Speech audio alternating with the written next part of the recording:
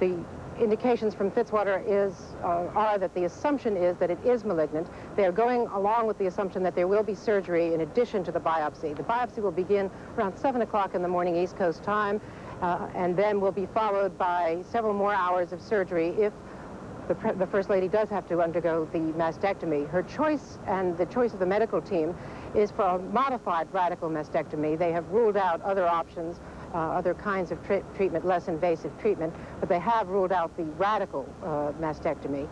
They will also be checking her lymph nodes, and there will be some surgical incisions probably under the arm on the left side where there might be some lymph node involvement. So the news is not at all good here, but we're told that the First Lady is in very good spirits, that when told on October 5th that the mammography indicated that there was some sort of a suspicious growth in the breast, that she said, well, I guess it's now my turn, referring, of course, to her husband's own difficulties with cancer. And she did take a trip today to New Hampshire as part of the foster grandparent program that she has been long sponsoring, and also as part of her anti-drug abuse effort. So she was on the road today. She fulfilled her commitment to the state dinner for President Duarte of El Salvador the other night. She wanted to complete the schedule, even though she has known since October 5th that she did have this problem and was going to most likely have to have extensive surgery tomorrow. The President will accompany her tonight to Bethesda Naval Hospital, spend the evening there with her, then return late in the evening and go out again around 7 in the morning and be with her all day during the biopsy and what they now expect to be surgery. Connie? Andrea, you did point out it was October 5th when she first learned of this. Why did she wait so long?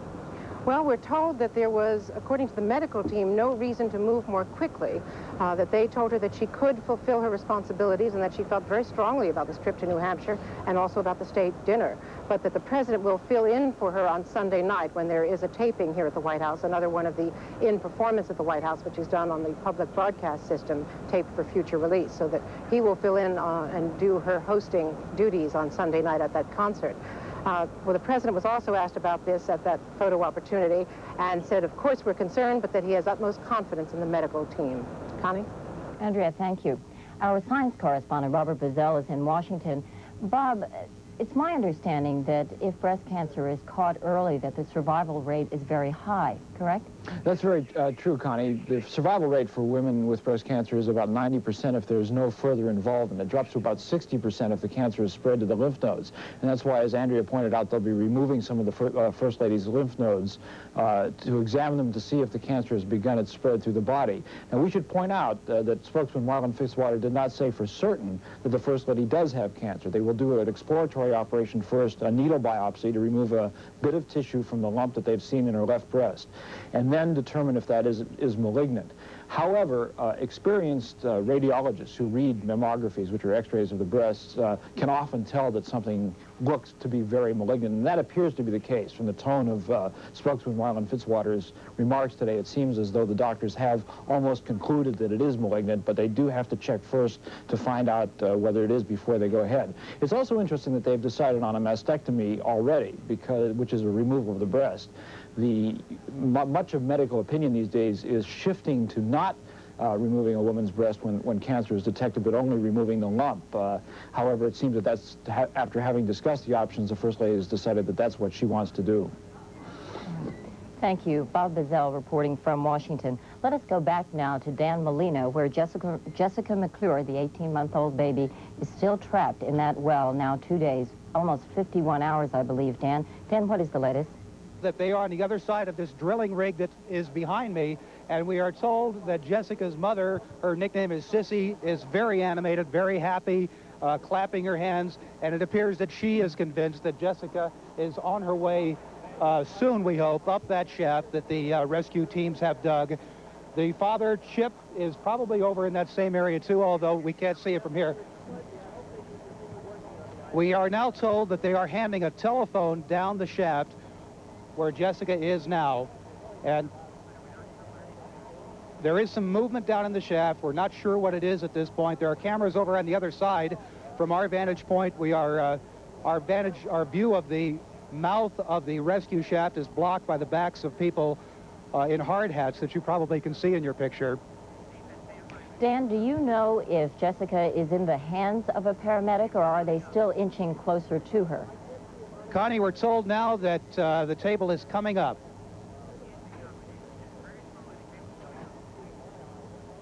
Very, very slowly, Connie. People are bending over there.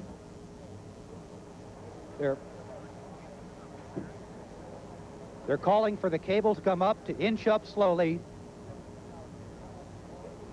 Jessica McClure, doubtless attached to it. People bending over, wanting to be very gentle. We are told that they lowered some ice packs down. The presence of ice packs could indicate that she has broken bones. We don't know that, but often ice packs are used for that purpose, and they may have packed her up. Coming up very slowly.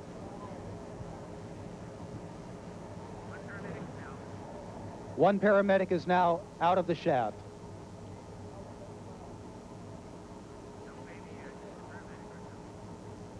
We still cannot see Jessica, but one of the paramedics that went down there to ease her up out of the rescue shaft, a shaft that was dug to a level that was below where Jessica was perched for those 51, what must have been terrifying hours for her, hours during which she whimpered, sometimes crying outwardly. The cable is headed back down into the shaft right now. We don't know what that means.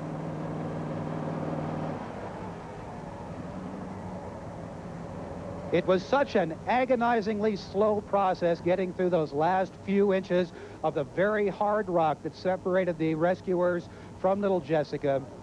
All the time they were encouraged by the fact that they were hearing her. She was animated inside there, which gave the people who were watching over her so carefully the first indication that she was not to be regarded as very seriously injured, that they could proceed with the assurance that they were going to find her alive down there. The cable is now all the way back down to the bottom of that shaft, which is about 26 or 27 feet deep. The level where Jessica fell was about 22 feet deep.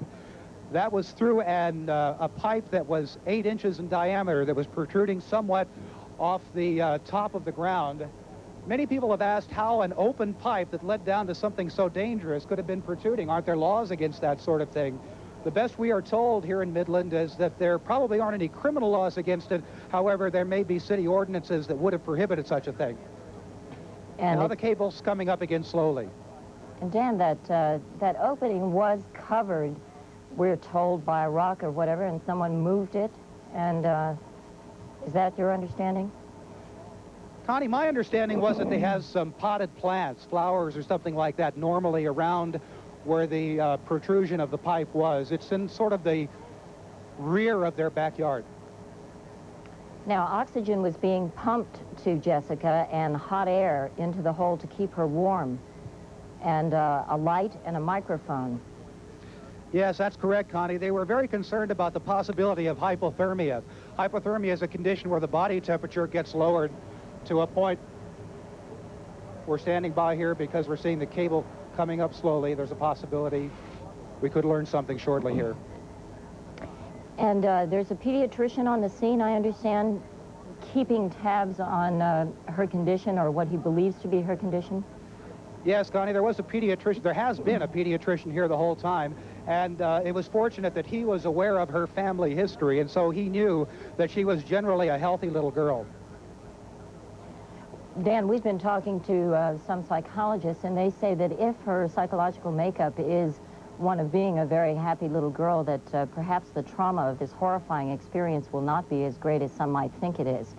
That the biggest trauma in this type of event for a little girl such as Jessica is the separation, and that she may be overcome by it in the years to come, that her relationship with her parents will be crucial, and how they handle it in the future will be crucial. Oh, I'm sure that's the case, Connie. One would think that she has to be handled with very tender care in the aftermath of this ordeal. Her parents, Dan, I was just going to say that her parents are only 17 and 18 years old. Her mother is 17 years old, father 18 years old. You had to be, you had to admire somewhat the poise of the father in this case. Mrs. McClure spent most of the time away from those of us in the media here, which is perfectly understandable. However, Chip McClure did come and speak with us a few times. He was holding himself together relatively well, made it a point to thank everybody, all the people who are putting out so very, very hard to ensure the success of this very, very admirable effort on the part of all of the rescue people here. Dan, perhaps you can recap exactly what happened when she fell into the well 2 days ago. I believe I'll start it off for you. She had been playing behind the home that her mother and aunt use as a daycare center. Yes, that's correct, Connie. The mother and aunt take children in here and use it as not an official daycare center, but a daycare center where they care for children that they know. The children were, as they usually were, playing out in the backyard. Mrs. McClure had been watching them. However, she went inside to make a telephone call or answer the phone. And during that very, very short period, a couple of children who normally play with Jessica were carrying her by her arms. They were playing mommy and daddy, and she was the baby. Bear in mind that little Jessica, only 18 months old, very small little girl. These children who were carrying her were about 3 years old, and dangling her by her arms, they passed over the top of this pipe that was open, leading down into the dry well. And as they passed over the top of the pipe, for some reason or another, she was either let go, she slipped out of their arms, but with her arms pointed over her head, she slipped down through that pipe. A number of us wondered initially, how could somebody, however small, slip down through a pipe that was only 8 inches in diameter? And the fact of the matter was that you had a very small little body with its arms over its head slipping down into an 8-inch pipe, and it just fit terribly, exactly. She slipped down in there. There was about 9 feet of pipe that she went through, and then there was this bell-shaped chamber. The chamber widened out. The bottom of the bell formed sort of a ledge, and from the middle of that bell, there is another pipe that continues down even farther. The concern all the way through this, over the subject of food, we have... Excuse me, Connie, I'm told that a lot of the officials are now hunched over a diagram. It could be that there has been something that they've discovered that they need to adjust, either some more drilling or scraping or something like that, in order to fit the stretcher with Jessica loaded on it out of the mouth of the rescue chamber. As I was saying, however, yeah, I beg your pardon. Go ahead. Yeah, I was just going to ask you to continue. The well widens to that the greater width, and then it narrows again, and that's where she landed, in that narrow portion? Yes, and you and I were discussing earlier this dilemma, at least it seemed a dilemma to some of us, of why there was no food and water lowered down to her, at least no attempt to lower food and water.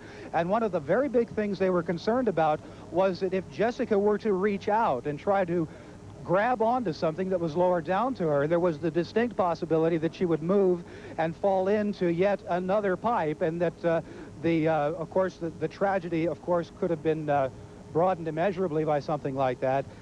There was also growth inside of that chamber. There were vines and things like that that were covering her. They tried to lower a camera down inside of it so that they could see her, and they weren't successful in doing that because of the coverage of the vines and the other growth that was on top of her. So they were also afraid, again, that if they were trying to lower any food or water down to her, that it would be futile anyway, because it wouldn't be able to penetrate the vines and the other growth on top of her. But basically, they just didn't want her to move. They were afraid that if she was hurt, that she might hurt herself further because of an attempt to move. She could topple over and aggravate a broken arm, for example. We don't know that there are any broken bones, but certainly we fear that, Connie. And Dan, I think there was also concern that the doctors wanted her stomach to be empty in case surgery was needed when she was freed. Dan Molina, we will get back to you as soon as there are any developments there in Midland, Texas. For the moment, we will also be following First Lady Nancy Reagan's imminent entrance into Bethesda Naval Hospital and the situation in the Persian Gulf. We'll be following these stories all throughout the day. We will break in as soon as there is something that we can report to you. I'm Connie Chung, NBC News, New York. This has been an NBC News special report. We now join the program already in progress. All right, we're back. Brandy's going to tell us who he selected. I picked Julie. You picked Julie. Okay. We haven't seen each other since the day. We always hear both sides. Say hello to Judy Schuller. Hi, Judy. How are you?